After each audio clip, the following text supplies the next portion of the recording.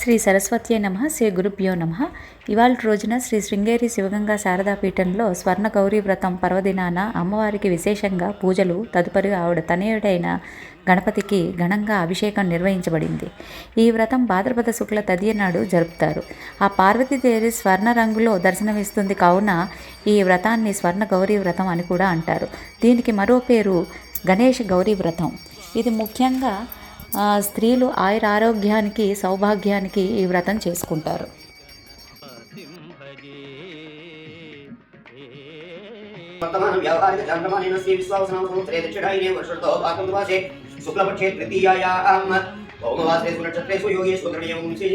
కృపాకరం క్షమాకరం ముదాకరం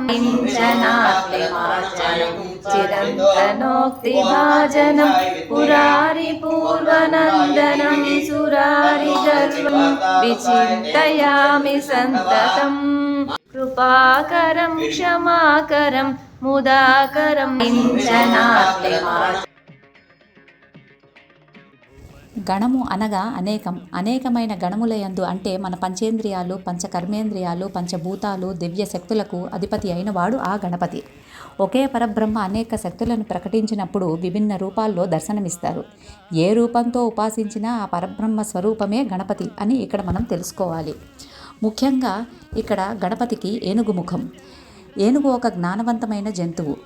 అంటే మనం ఇక్కడ జ్ఞానాన్ని శాంతితో పొందమని సంకేతిస్తోంది. చెవులు చాలా పెద్దగా ఉంటాయి.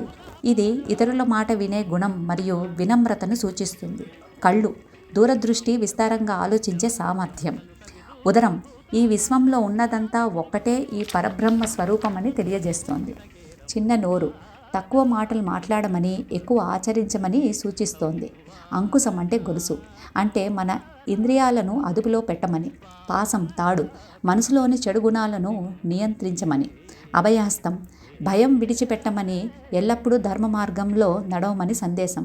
మోదకం ఇదొక జ్ఞానఫలం, జ్ఞానం పొందితే వచ్చే ఆనందంకు సంకేతం. ఏకదంతం త్యాగానికి, బలంకి చిహ్నం. అంటే మనం ఇంద్రియాలతో చిక్కుకోకుండా ఒకే లక్ష్యంపై దృష్టి పెట్టినప్పుడు మన జీవితమే విజయవంతం అవుతుందని. ఎలుక ఎలా అయితే ఎలుక ఒక చోట నిలకడగా ఉండదో అలాగే మన మనసు కూడా.